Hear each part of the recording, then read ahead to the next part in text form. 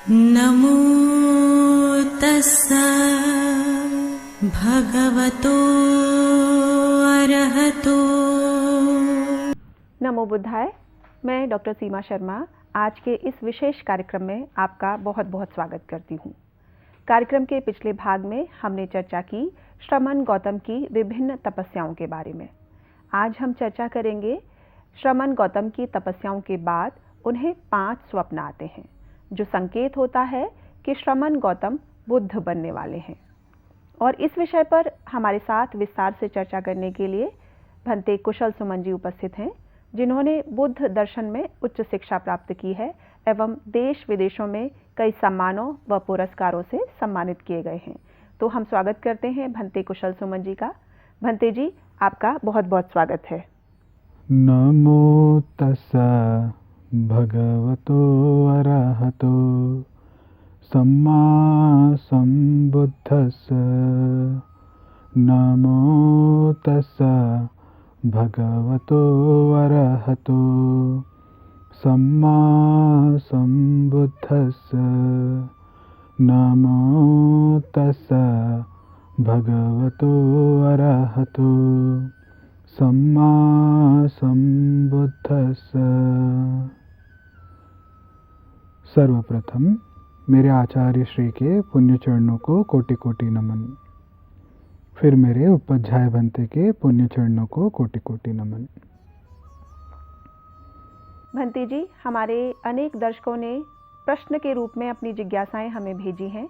ऐसे तो अलग अलग लोगों ने कई अलग अलग तरह के प्रश्न पूछे हैं, किंतु सार रूप में जो कुछ प्रश्न मेरी समझ में आए, हम उन्हीं के अनुसार आपसे प्रश्न कर रहे हैं। मेरा निवेदन है कि आप यहाँ कार्यक्रम में समय निकालकर पहले दर्शकों की जिज्ञासाओं का समाधान करें, तब हम कार्यक्रम में आगे बढ़ेंगे। मेरा आपसे पहला प्रश्न है, सिद्धार्थ गौतम की पत्नी यशोधरा कहाँ की थी और कौन थी, और इनका विवाह कैसे हुआ? आभार आपका सीमा जी।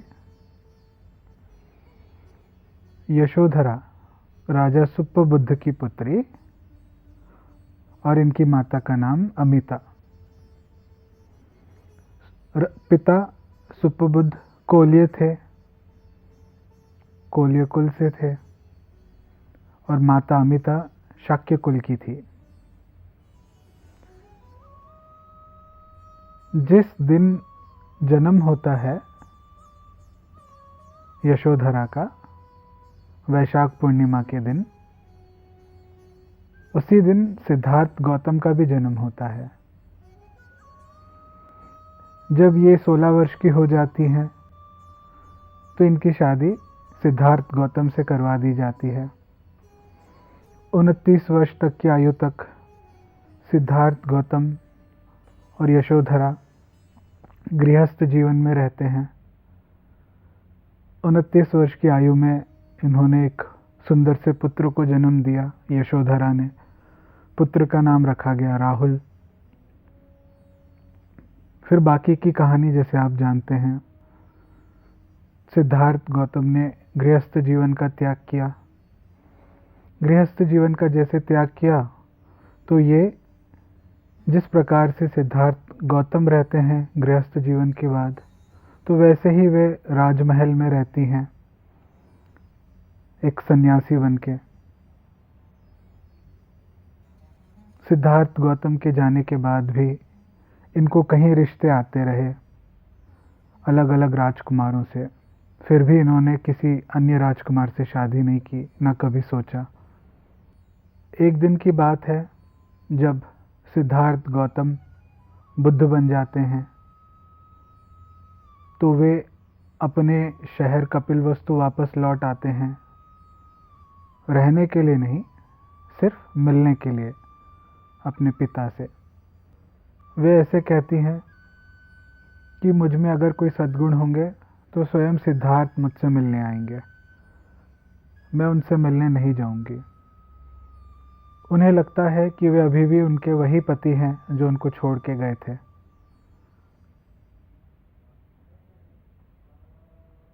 और अपने पुत्र राहुल को भेज देती हैं, कहती हैं तुम्हारे पिताजी आ गए हैं, जाकर उनसे अपनी विरासत मांगो। तो राहुल तो बच्चे थे, उस समय चले जाते हैं बुद्ध के पास, कहते हैं कि मुझे मेरी विरासत दे दो। तो तथागत बुद्ध ने उनको अपनी विरासत दे दी, राहुल को बना दिया श्रामणेर।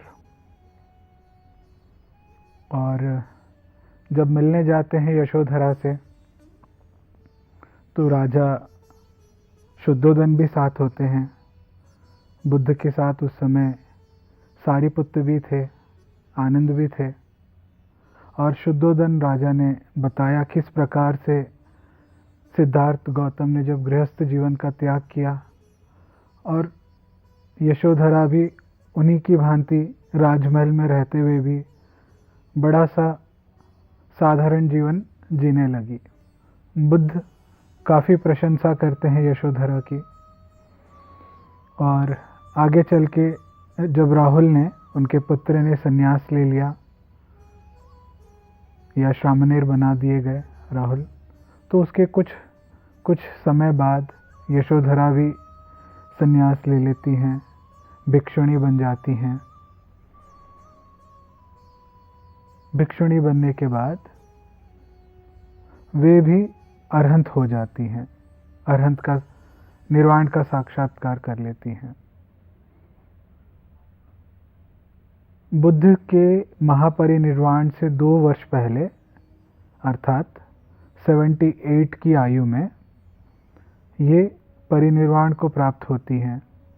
बहुत बहुत धन्यवाद भंते जी, आपने हमारे दर्शकों की जिज्ञासाओं का विस्तार से निवारण किया। अब हम शीघ्र ही अपने विषय की ओर बढ़ रहे हैं, तो मैं आपसे निवेदन करती हूँ, श्रमण गौतम की तपस्याओं के बाद उन्हें जो 5 स्वप्न आते हैं, जो संकेत होता है कि श्रमण गौतम बुद्ध बनने वाले हैं, कृपया इस विषय पर विस्तार से प्रकाश डालिए। कल हमने श्रमण गौतम द्वारा 3 तपस्याओं का जिक्र महासचक सूत्र द्वारा समझने का प्रयास किया था। 3 तपस्याओं के अलावा हमने 3 अंतर्दृष्टियों को भी समझने का प्रयास किया था। हम इनको दोबारा से रिपीट कर देते हैं। ये 3 तपस्याएं क्या थी और ये 3 अंतर्दर्शन क्या थे। हालांकि हमें महासचक सूत्र में 3 ही तपस्याओं का जिक्र मिलता है, मगर इसकी पूरी संभवता है कि श्रमण गौतम ने इनके अलावा कहीं और प्रकार की तपस्याएं की होंगी। मगर महासचक सूत्र द्वारा 3 तपस्याएं इस प्रकार हैं। पहली तपस्या में अपने चित्त को दमन करने के लिए श्रमण गौतम अपनी जिह्वा को टेढ़ी करके तालू से लगा देते हैं और दांतों को जोर से बंद कर लेते हैं। इसका अभ्यास करने से उनके चित्त को दमन करने में आसानी हुई, मगर इससे निर्वाण का सुख नहीं कर पाए, निर्वाण को प्राप्त नहीं कर पाए, तो वे दूसरी प्रकार की तपस्या शुरू की, जिसमें अपनी सांस को रोकने का प्रयास किया। सांस को कैसे रोका? अपने नाक को, मुंह को और कानों को बंद करके रोकने का प्रयास किया। इस प्रकार की साधना से भी जब उन्हें सफलता नहीं प्राप्त हुई, तो वे उपवास करना शुरू कर दिए, जहां पर उन्होंने भोजन त्याग कर दिया। इतना ही मात्र भोजन करते थे, एक मुट्ठी भर या तो मसूर की दाल खा लेंगे, एक मुट्ठी भर या तो राजमे खा लेंगे, एक मुट्ठी भर मटर खा लेंगे, बस इतना ही, एक दिन में इतना ही। और निरंतर इस अभ्यास के दौरान उनके शरीर का सेहत बिगड़ता गया, वे पतले होते गए। पतले होते होते इतने सूख गए कि भूख के कारण उनकी मौत हो सकती थी। जब उस अवस्था पे पहुंच गए कि भूख के कारण उनकी मौत हो सकती थी, वे गुजर सकते थे, तो उन्हें यह समझ आया कि उन्होंने गृहस्थ त्याग, ऐसी तपस्या करके मरने के लिए गृहस्थ त्याग नहीं किया है। तो तब उनके अंदर 3 अंतर्दृष्टियां, इंसाइट, चेतनाएं जागृत होती हैं। 3 अंतर्दृष्टियां क्या होती हैं? 3 अंतर्दृष्टियों में पहले तो उनको यह समझ आता है कि कोई व्यक्ति इंद्रियों के सुख में डूबा रहे और उसका मन भी नाना प्रकार के वासनाओं में, राग में, द्वेष में, मोह में डूबा रहे, ऐसा व्यक्ति निर्वाण को प्राप्त नहीं कर सकता। दूसरी अंतर्दृष्टि, कोई व्यक्ति चाहे शरीर से कितने भी नाना प्रकार की तपस्याएं करते रहे, मगर उसके मन में जब तक राग, द्वेष और मोह के संस्कार रहेंगे, ऐसा व्यक्ति भी निर्वाण को प्राप्त नहीं कर सकता। तीसरी अंतर्दृष्टि, ऐसा व्यक्ति निर्वाण को प्राप्त कर सकता है जो शरीर से ही नहीं बल्कि मन से भी राग, द्वेष और संस्कार के, राग, द्वेष और मोह के संस्कारों को दूर कर ले। तो यह 3 चीजें हमने कल चर्चा की। तो सिद्धार्थ गौतम अर्थात श्रमण गौतम जब इन तपस्याओं को कर लेते हैं, इसके अलावा भी उन्होंने अलार कलाम के पास ध्यान साधना सीखी, तो इससे हमें मोटा मोटा इतना समझ आ जाता है, उस समय की जितनी भी प्रचलित साधनाएं हुआ करती थी, ध्यान साधना या इस प्रकार की हठ साधनाएं, उन्होंने हर प्रकार की साधनाओं का अनुभव ले लिया था, मगर इनके द्वारा उन्हें कोई सफलता नहीं प्राप्त हुई। तो वे अब चिंतन करते हैं, इनके अलावा भी क्या कोई एक मार्ग हो सकता है? तो महासचक सूत्र में ही हमें इसका जिक्र मिलता है। जब ऐसी चिंतन श्रमण गौतम कर रहे थे, तो उन्हें अचानक से अपने बचपन की एक याद, एक स्मृति याद आती है। वो घटना ऐसी होती है, एक समय की बात थी जब सिद्धार्थ एक बालक थे और अपने पिता के साथ थे। उनके पिता किसी काम में व्यस्त थे, राजा शुद्धोधन। सिद्धार्थ गौतम रोज एप्पल ट्री के नीचे बैठ के, रोज एप्पल ट्री की छाया के नीचे बैठ के ध्यान की अवस्था में लीन हो जाते हैं। ध्यान की अवस्था में जब लीन हो जाते हैं तो उन्हें एक समाधि का अनुभव होता है। ऐसी समाधि जो उन्होंने ना ही आलार कलाम के पास सीखी, ना ही उद्दक रामपुत्र के पास। उस समाधि का जिक्र हमें महासचक सूत्र में इस प्रकार मिलता है। इस समाधि में बताया जाता है कि कोई व्यक्ति इंद्रियों के सुखों से दूर, हर प्रकार के अकुशल कर्मों से दूर हो, अपने चित्त को एकाग्रित करता है। तो जब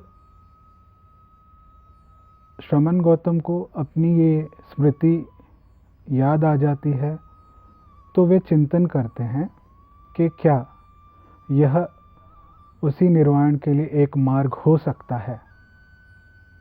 तो चिंतन करने बाद श्रमण गौतम को लगता है, बिल्कुल यही तो मार्ग है निर्वाण प्राप्त करने के लिए। फिर उनके मन में एक हिचकिचाहट होती है, एक संदेह होता है। हिचकिचाहट और संदेह इस प्रकार का कि कहीं वे उस इंद्रियातीत ध्यान की अवस्था के प्रति लिप्त ना हो जाएं। तो फिर वापस से वे चिंतन करते हैं कि इस इंद्रियातीत ध्यान की अवस्था इंद्रियों के सुखों से कहीं सूक्ष्म है, तो इसे उनको घबराने की कोई आवश्यकता नहीं, क्योंकि यही मार्ग है जो उन्हें निर्वाण तक ले जाएगा। शर्त यह है कि उन्हें उस अवस्था के प्रति आसक्त नहीं होना है। फिर आगे श्रमण गौतम महासच्चक सूत्र में ही चिंतन करते हैं कि क्या वो प्रथम ध्यान की अवस्था को ऐसे सूखे हुए शरीर के द्वारा पाया जा सकता है। तो उन्हें चिंतन के बाद यह उत्तर प्राप्त होता है कि उस ध्यान की अवस्था को इतने सूखे हुए शरीर के द्वारा नहीं प्राप्त किया जा सकता।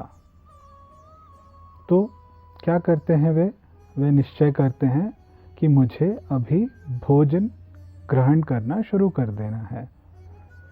इसके लिए क्या करते हैं, वे सबसे पहले स्थूल भोजन का भोग शुरू करते हैं, उबले चावल और रोटी।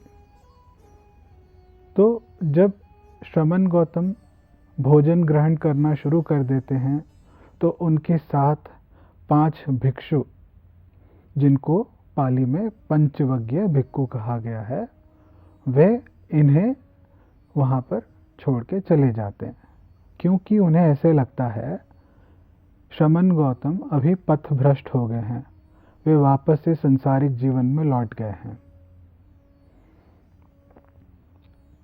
तो अभी तक जो हमने जिक्र किया उसमें 2-3 बातों का ध्यान रखना ज़रूरी है। एक तो हमने यह समझा, जब श्रमण गौतम अपने बचपन की अवस्था में ध्यान करते हुए लीन हो जाते हैं, उस समय उनके पिताजी काम कर रहे थे। तो इस बात को ध्यान देना ज़रूरी है, क्योंकि महासच्चक सूत्र में हमें जो जिक्र मिलता है बस इतना ही मिलता है। अन्यथा हमने आज तक कहानियाँ सुनी, राजा शुद्धोधन हल चला रहे थे और तब सिद्धार्थ गौतम कहीं पास में ही पेड़ के नीचे बैठकर ध्यान अवस्था में लीन हो जाते हैं। तो इस बात को हम ध्यान दें। और दूसरी बात, पंचवज्ञ भिक्खु की जो हमने बात की, जो 5 भिक्षु होते हैं, यह पहली बार है जहाँ पे हमें इन 5 भिक्षुओं का जिक्र मिलता है इस सूत्र में, महासच्चक सूत्र में। जो हमने अन्य बातें सुनी हैं 5 भिक्षुओं को लेके, उसमें बहुत सारी बातें सही हैं, जिसका हम आने वाले एपिसोड्स में जिक्र करेंगे। तो जब श्रमण गौतम ने भोजन ग्रहण कर लिया, अब उनका शरीर दोबारा से स्वस्थ हो गया, तो एक बात की घटना है, एक समय की घटना है, इसका जिक्र हमें मिलता है सुपीन सुत्त से। सुपीन सुत्त अंगुत्तर निकाय के पंचक निपात का एक सूत्र है। जब सिद्धार्थ गौतम अन्यथा श्रमण गौतम ने भोजन ग्रहण किया और बोधि प्राप्त होने से एक रात पहले बोधिसत्व को या श्रमण गौतम को 5 स्वप्न आते हैं। वह 5 स्वप्न किस प्रकार होते हैं, आइए हम इसकी जानकारी ले लेते हैं। तो पहला स्वप्न, बोधिसत्व श्रमण गौतम ने इस प्रकार देखा। उनका सर हिमालय पर लेटा हुआ था और ये सारी धरती हिमालय से लेके नीचे की ओर, दक्षिण भारत की ओर, ये सारी धरती उनकी खाट है। उनका एक हाथ पूर्वी महासागर, एक हाथ पश्चिमी महासागर की ओर है और उनके पैर दक्षिणी महासागर की ओर हैं। यह स्वप्न संकेत था श्रमण गौतम द्वारा निर्वाण की खोज की। हमने पहले एपिसोड में ही हल्के में जिक्र कर लिया था निर्वाण क्या होता है, फिर भी आप लोगों के सामने एक बार इसको हम रिपीट कर देते हैं। निर्वाण बोधि वो अवस्था होती है जिसका किसी को एक बार अनुभव हो जाए तो दोबारा पुनर्जन्म नहीं होता। वह व्यक्ति जन्म और मृत्यु के साइकिल से बाहर निकल जाता है, चक्र से बाहर निकल जाता है। तो बुद्ध को बुद्ध इसीलिए कहा गया क्योंकि उन्होंने बोधि की अवस्था की खोज कर ली थी। अभी दूसरा स्वप्न इस प्रकार था। श्रमण गौतम के या बोधिसत्व के नाभि से एक लता उगना शुरू होती है और वे उगते उगते उगते आकाश तक पहुंच जाती है, बादलों तक। यह स्वप्न इस बात का संकेत था कि बोधिसत्व आर्य अष्टांगिक मार्ग की खोज करेंगे। तो आर्य अष्टांगिक मार्ग क्या हुआ? आर्य अष्टांगिक मार्ग को मोटा मोटा 3 भागों में बांट दिया जाता है: शील, समाधि, प्रज्ञा। तो पहला अंग 8 अंगों में से ये है सम्मा दिट्ठि। इसका हिंदी में अनुवाद ऐसे होता है सम्यक दृष्टि। फिर सम्मा संकल्पो, सम्यक संकल्प। तीसरा अंग सम्मा वाचा। चौथा अंग सम्मा कम्मंतो, हिंदी में अनुवाद सम्यक कर्मांत। पांचवा अंग सम्मा आजीवो, सम्यक आजीविका। छठवां अंग सम्मा वायामो, सम्यक वीर्य।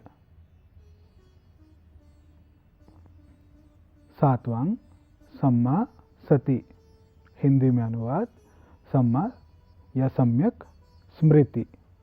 और आखिरी अंग सम्मा समाधि, सम्यक समाधि। तो ये दूसरा स्वप्न बोधिसत्व ने देखा। तीसरा स्वप्न ऐसा था, तीसरा स्वप्न जैसे कि अंडे से नया नया कीट जब बाहर आता है, एक किसी कीटाणु के या नहीं तो किसी छोटे से तिनके के अंडे से जब नया नया कीट बाहर आता है, जिसको अंग्रेजी में लार्वा कहते हैं, हिंदी में शायद सूंडी कहते हैं, तो वैसे सफ़ेद रंग के लार्वे जिनका सर काला है, वे सिद्धार्थ गौतम के पैरों से चढ़ते हुए घुटने तक पहुंच जाते हैं और ये सैकड़ों की संख्या में होते हैं। तो ये स्वप्न संकेत था सैकड़ों सफ़ेद वस्त्रधारी उपासक तथागत की शरण लेंगे। चौथा स्वप्न इस प्रकार था, 4 दिशाओं से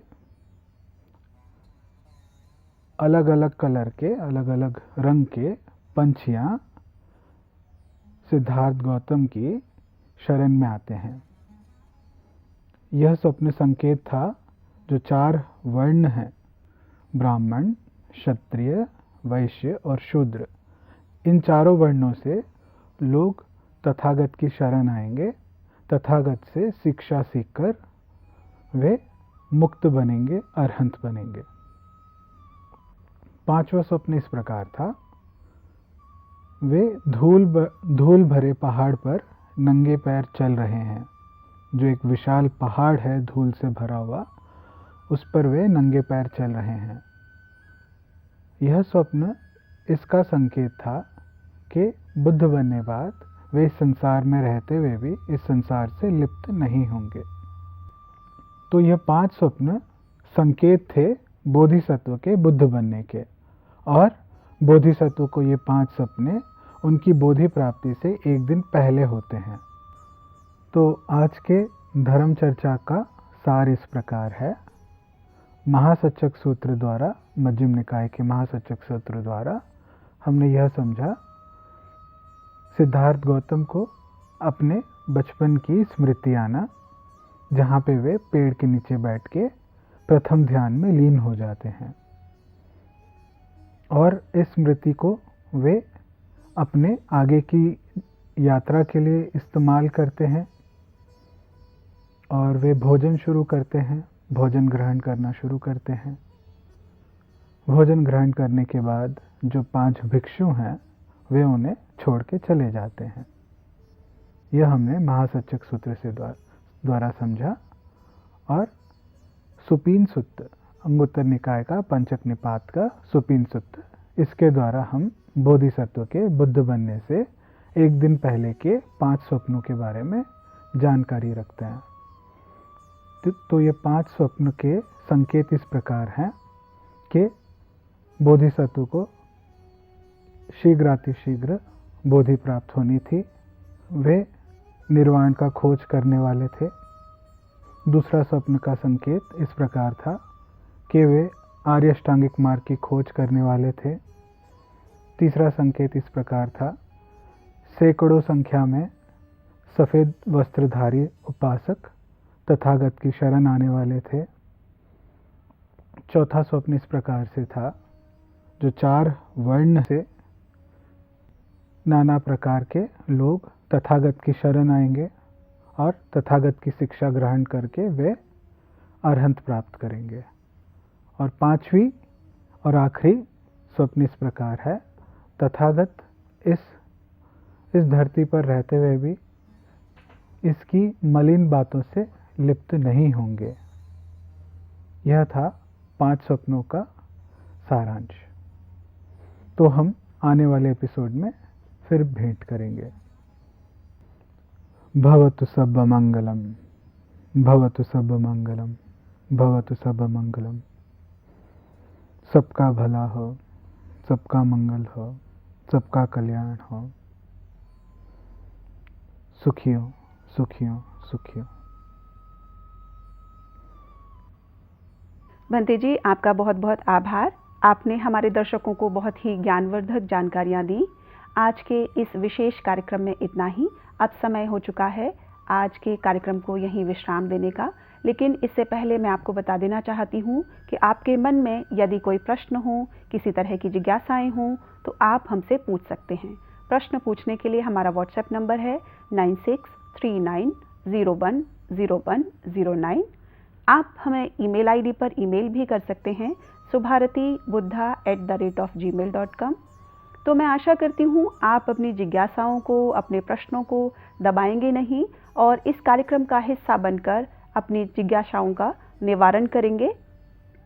तब तक के लिए मैं डॉक्टर सीमा भंते कुशल सुमन जी के साथ विदा लेती हूँ। कल इसी समय आपके सामने फिर से उपस्थित होंगे। नमो बुद्धाय। नमो तस्सा भगवतो अरहतो